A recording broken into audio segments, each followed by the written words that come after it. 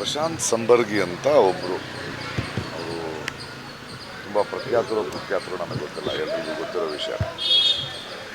ನೋಡಿ, ಈ ದೇಶದಲ್ಲಿ ಈ ಫೇಕ್ ನ್ಯೂಸ್ಗಳು, ಸುಳ್ಳು ಸುದ್ದಿಗಳನ್ನ ಹಬ್ಬಿಸೋದೇ ಅಭ್ಯಾಸ ಆಗ್ಬಿಟ್ಟಿದೆ. ಇದನ್ನು ಪ್ರಶ್ನೆ ಮಾಡೋದಿಲ್ಲ. ಕಾಯ್ದೆ ಇದೆಯಾ ಅಲ್ವಾ ಅಂತ ಜನಸಾಮಾನ್ಯರಿಗೆ ಗೊತ್ತಿಲ್ಲ.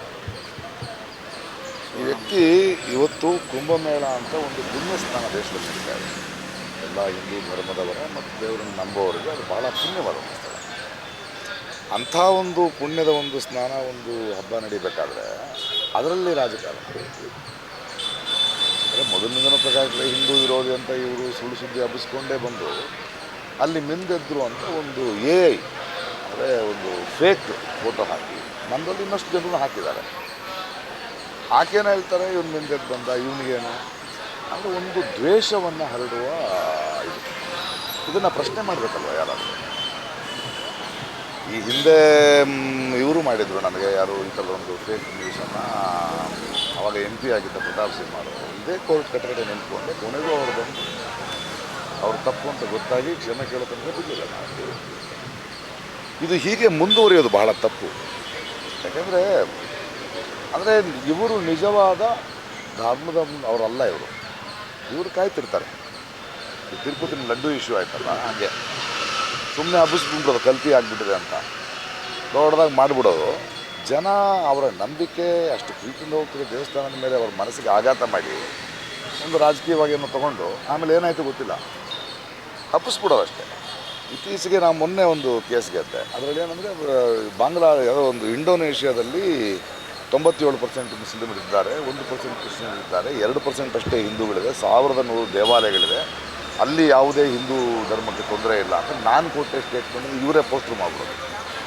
ವಾಟ್ಸಪ್ ಯೂನಿವರ್ಸಿಟಿಗಳಲ್ಲಿ, ಈ ಜಲತಾಣಗಳಲ್ಲಿ ನಡೆಸ್ಬಿಡೋದು. ಅದಾದಮೇಲೆ ಜನ ನೀನು ಹೆಂಗೆ ಹಿಂದೂ ವಿರೋಧಿ ಅಂತ. ಈ ವ್ಯಕ್ತಿ ಅದೇ ಕೆಲಸ ಮಾಡಿದ್ದಲ್ಲದೆ ಅದಾದಮೇಲೆ ANI ರಿಪೋರ್ಟ್ ಇದೆ, ಅದು ಸರಿಯಾದ ಪಿಕ್ಚರು, ಇವ್ರನ್ನ ಹಿಂಗೆ. ಸೊ ನಾನು I went to the commissioner and I came to this. ಮೊದಲು ಇದು ಪ್ರಾಬ್ಲಮ್. FIR ಮಾಡ್ತಿರಲ್ಲ, FIRನಲ್ಲಿ ನ್ಯಾಯ ಸಮಿತಿಯಲ್ಲಿ ಇದೆ.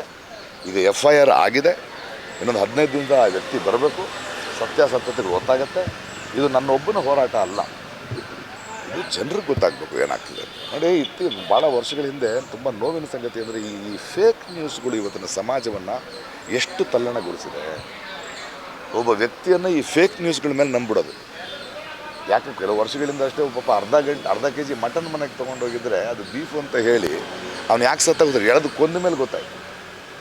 ಮೊನ್ನೆ ಒಂದು 26 ವರ್ಷದ ಹುಡುಗ ಅವನೇನೋ ಮಾಡ್ತಿದ್ದಾನೆ ಅಂತ ಅವ್ನು ಅಟ್ಟಿಸ್ಕೊಂಡು ಹೋಗಿ 37 ಕಿಲೋಮೀಟ್ರ್ ಅಟ್ಟಿಸ್ಕೊಂಡು ಹೋಗಿ ಕೊಂದ ಮೇಲೆ ಗೊತ್ತಾಯಿತು ಅವನು ಅಪಾವಿ ಅಂತ.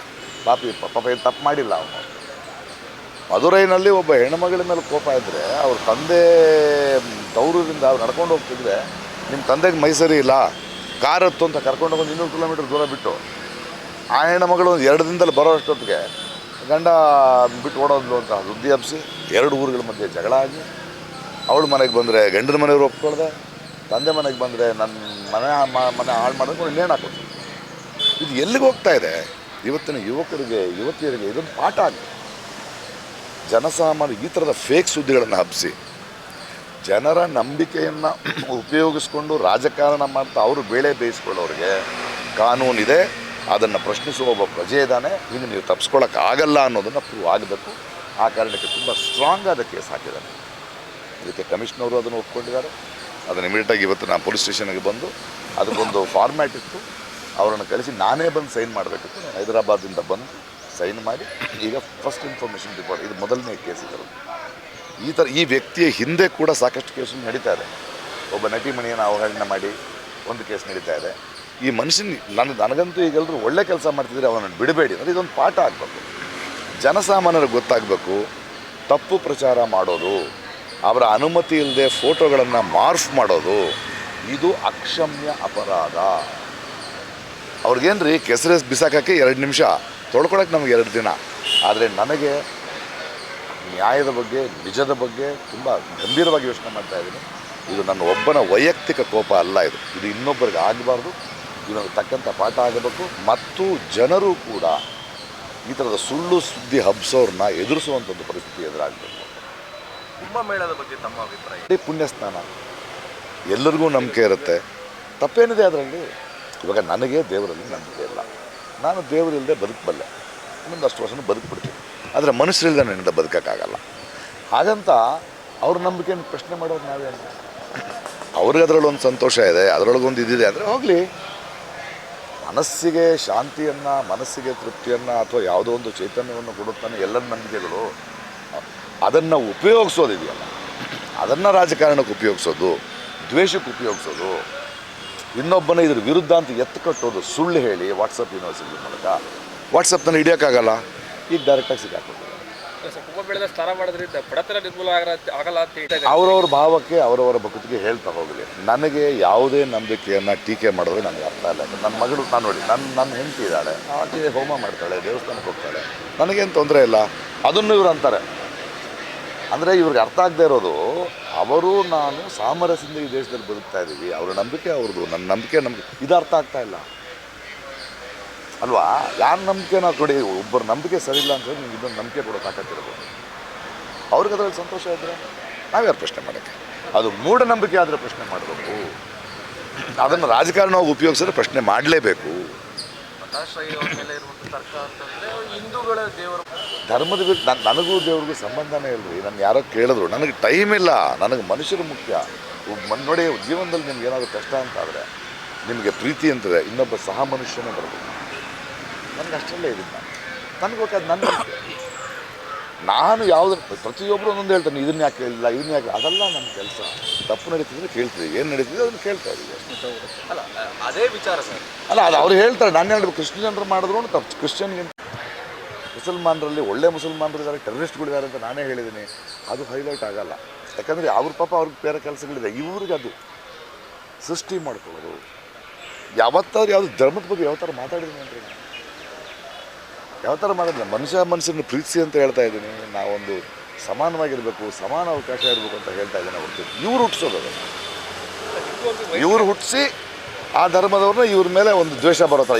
ಇವಾಗ ಏನಾಗುತ್ತೆ, ನಿನ್ನ ಭೇಟಿ ಮಾಡ್ತಿದ್ದೀನಿ ಅಂದ್ಕೊಳಪ್ಪ, ಇನ್ನೊಬ್ಬ ನನಗೆ ಹೇಳ್ತಾನೆ, ಇವನಿಗಾನಲ್ಲ ಹಿಂಗೆ ಅಂದ್ಬಿಡ್ತಾನೆ, ಅವನಿಗೆ ಗೊತ್ತಿಲ್ಲ. ನಾನು ಹೋಗ್ಬೇಕಾದ್ರೆ ಓಹೋ ಹಿಂಗೇನೋ ಅಂತ ನೋಡ್ಕೊಂಡು ಅವ್ನು ಏನಂದ್ರೆ ನಂಗೆ ಹಿಂಗೆ ಕಾಣಿಸ್ತಾ ಇರೋದು. ಅದೇ ಇವ್ರ ಕೆಲಸ. ಅದನ್ನು ನಿಲ್ಲಿಸ್ಬೇಕು. ಗೊತ್ತಿಲ್ಲ ಮನುಷ್ಯ, ನನಗೆ ಅವ್ನಿಗೇನು ಸಂಬಂಧ ಇದೆ ಹೇಳಿ? ಈಗ ಇದಾದ ಮೇಲೆ ಯಾರು ಅಂತ ವಿಚಾರಿಸಿದ್ರೆ ಇಷ್ಟು ಕೆಲಸಗಳು ಬರ್ತಾಯಿದೆ, ಇಷ್ಟಿಷ್ಟು ಕೇಸ್ಗಳಿದೆ. ಮೊನ್ನೆ ಕೋರ್ಟ್ನಲ್ಲಿ ಜಗಳ ಮಾಡ್ಕೊಂಡು ಬರ್ತಲ್ಲ. ಅಂದರೆ ಮಾಧ್ಯಮದವ್ರ ಮುಂದೆ, ಎಲ್ಲರ ಮುಂದೆ ಅವ್ರು, ಬಟ್ ಎಲ್ಲದಕ್ಕೂ ಒಂದು ಕಡಿವಾಣ ಬೀಳ್ಬೇಕಲ್ವ? Thank you.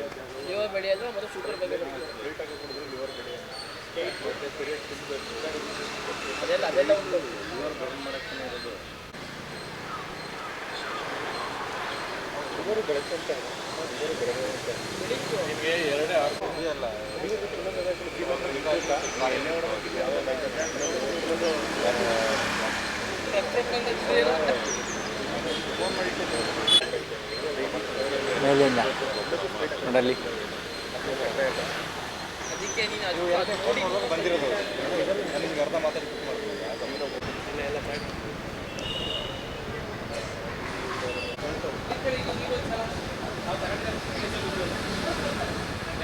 ಬರೀ ಫೋಟೋ.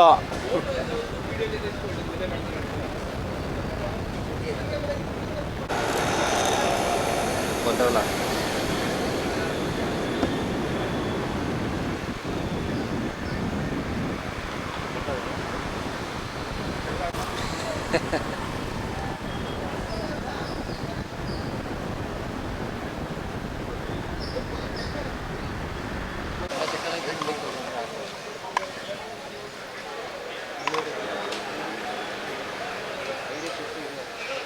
ಇಟ್ಕೊಂಡ್ರೆ ಎಲ್ಲರೂ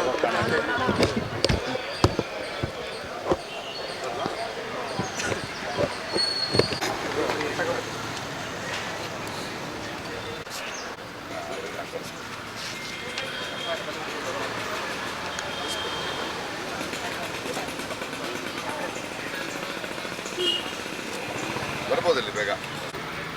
ಆಮೇಲೆ ಒಂದು ತಿಂಗಳಿಂದ ಕೇಸ್ ಇಟ್ಟಿರೋ ಮಕ್ಕಳು ಅವ್ರಿಗೆ ನಾಟಕ ಕಲಿಸಿ, ಹಾಡು ಕಲಿಸಿ, ಅವ್ರ ಕೇಸ್ ಇಟ್ಟಿರೋ ಮಕ್ಕಳಿಗೆ ಆಡ್ತಾರೆ. ಆಮೇಲೆ ನಾವು ರಂಗಭೂಮಿಯನ್ನು ನಮ್ಮ ಸುತ್ತಿರೋ ಹಳ್ಳಿಗೂ ಮಾಡೋದು ಅಂತ ಸಂಜೆ. ಬಿಟ್ಟಿರಲಿ, ಇನ್ನೊಂದು ದಿನ ಕರಿತೀವಿ.